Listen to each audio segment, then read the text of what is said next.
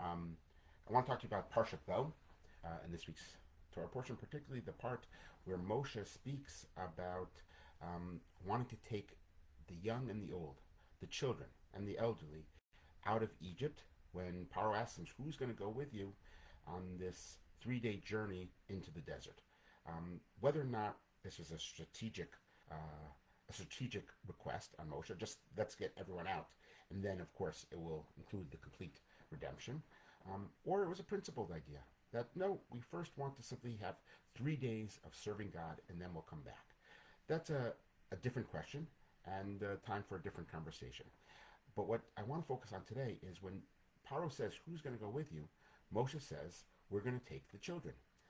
Why is Moshe so insistent on that? And why is Paro so adamantly opposed that the children should not go out? And so I'd like to offer a possible suggestion based upon what I think is a really wonderful, entertaining, and enlightening book. It's called It's All Relative, written by the author A.J. Jacobs. So the book is primarily about genealogy and family trees. And he first gets intrigued by these topics when a cousin from Israel writes to him and says, he just had a family reunion with some 3,500 people in attendance. And the truth is, on our joint family tree, the cousin writes, there's actually 80,000 members here. And A.J. Jacobs gets very intrigued, excited about this, and he decides he's going to set off and try to have the largest family reunion, a Guinness Book of World Records.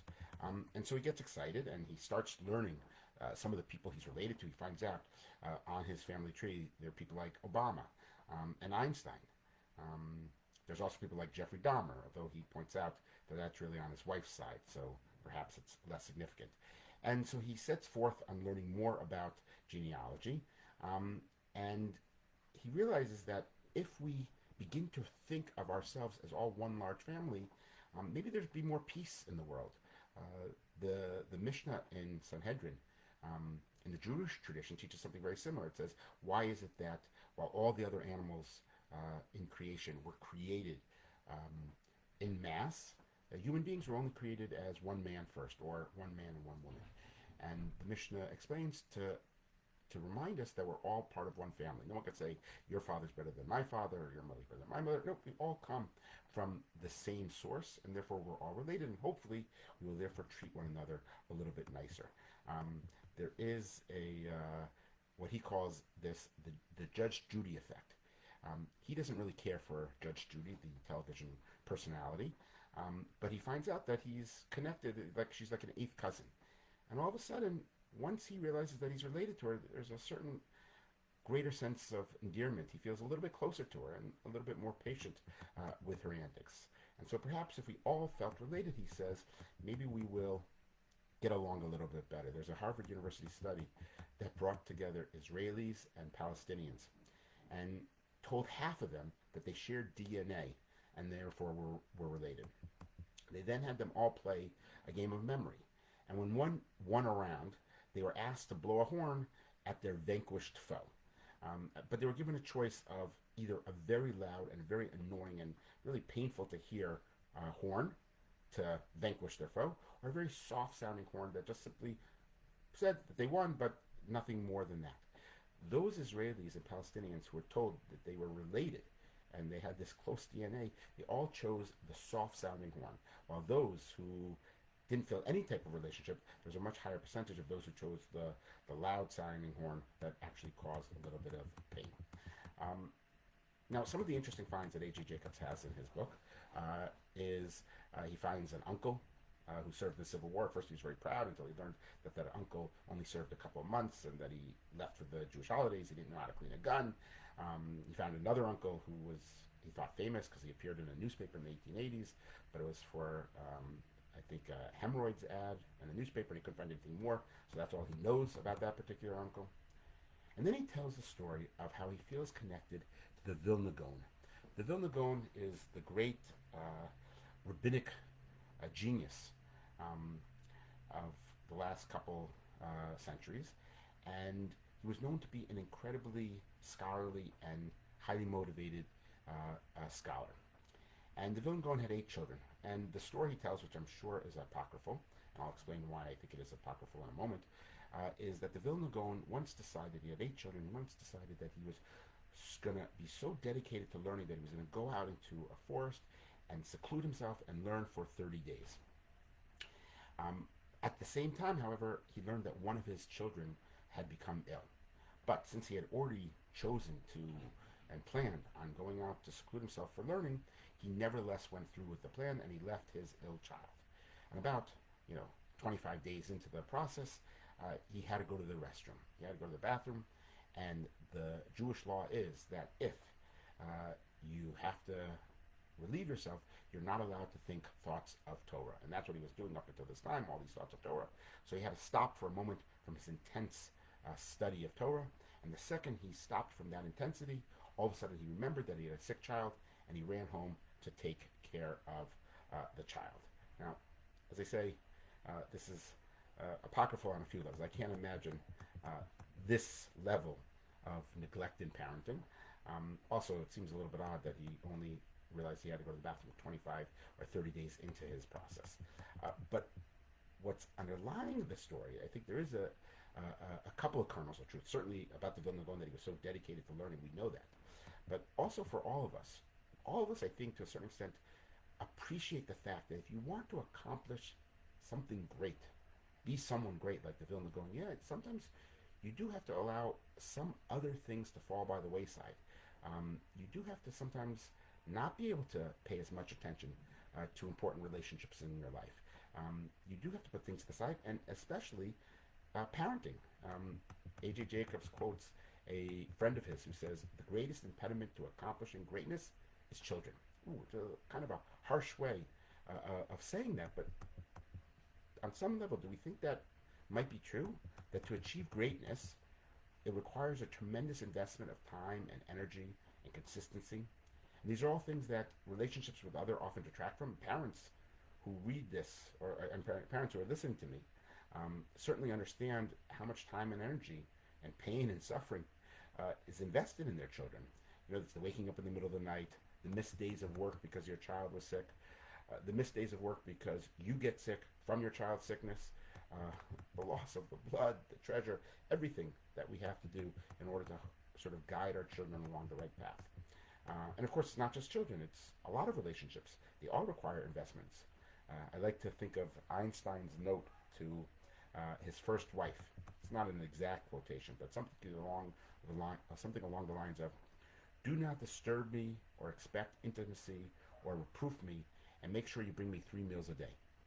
That was a love note that he wrote to his first wife, who quickly became his first wife, and they divorced.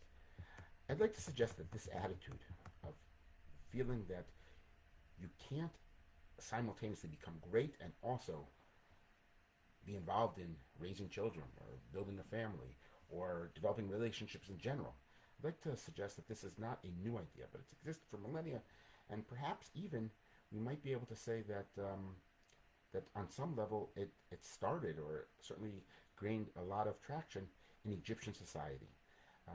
The Shem Shmuel says that Pharaoh, was a great adherent of this value. He believed that children were an impediment to the greatness required of men at that time.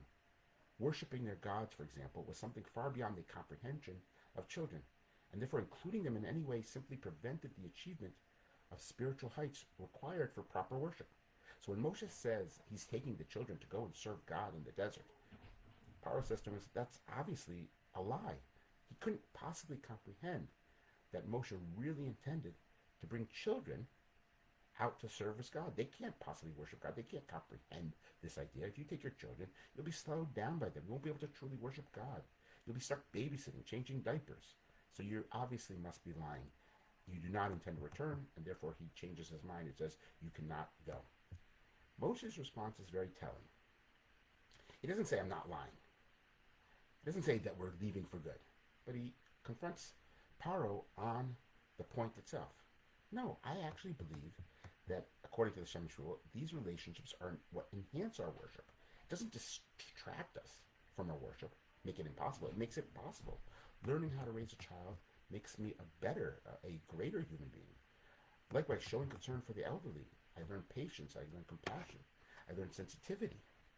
These are all things that will serve me well in developing a relationship with God.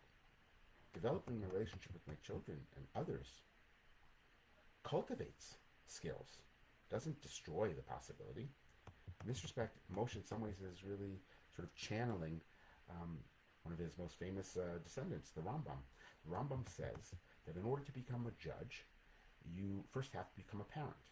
Now, he's not arguing that you somehow become wiser by becoming a parent. In fact, if you think about all the things we have to do for our children, you might say that we get dumber when we have children. So they certainly think we are, but the amount of time we can invest in reading all those law books, it goes down dramatically. But what does go up is a sensitivity. When you have to wake up at 3 in the morning because your child is not feeling well, when you have to have patience, when your child vomits all over you, when you have to develop these type of skills and to bring them joy and to take care of them and all these ideas, that develops skills that we want in our judges, that we want in people who are going to try to show us the right path. When you can care for a helpless individual, find out the needs of a person who can't really communicate himself, these are things that are of value. Perhaps this is also the reason why God says, when God is ultimately involved in redemption, on the night of the Pesach, of the Passover, when the angels are going to pass over the Jewish homes, God tells and commands the Jewish people very, very explicitly, do not cross the threshold of your house. Stay inside your houses. Do not go out at all. Now, why was it so important that they not go out at all? God could, usually the understanding is it has to do with the fact that, so God can figure out who's Jewish and who's Egyptian to know who to kill and who not to kill. But that doesn't make sense. God, of course, knows these things. What is God really teaching the Jewish people? So I would suggest, this is based upon an insight of an archaeologist by the name of Mitless. He says that Jews would have absorbed certain values from Egyptians while living in Egyptian society. Two things they would have absorbed. First of all, they would have understood that the word Pharaoh itself is translated as great house or great houses. That's what a Pharaoh represented. And then the other thing they would have realized is that one of the things that the Egyptians loved is edifices, large, spectacular buildings. In every generation, the next Pharaoh would always try to outdo the previous Pharaoh with a grand public work. And what I'd like to suggest is that when you put these two ideas together, the Egyptians were saying to them, the great house is a house that is impressive, that is a public building that dominates the skyline. That's what it means to build a great house. And God is saying, don't fall for it. Don't cross the threshold of your humble little home. That's where all the magic is really taking place. That's where you build great things.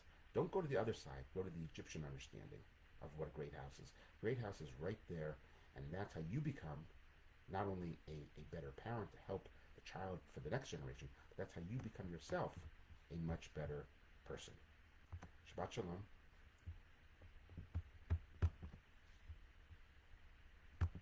And hopefully we'll see you next week.